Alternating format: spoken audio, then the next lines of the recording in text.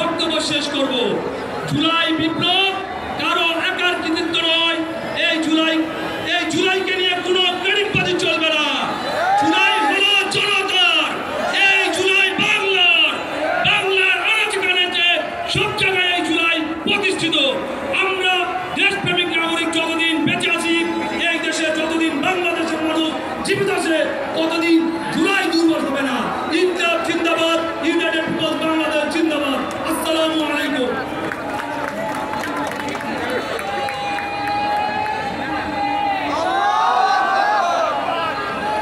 এই পর্যায়ে আমাদের সামনে বক্তব্য রাখবেন ইউনাইটেড পিপলস বাংলাদেশের কেন্দ্রীয় সদস্য ও আন্তর্জাতিক বিষয়ক কমিটির প্রধান মিনহাজুর রহমান রেজভী।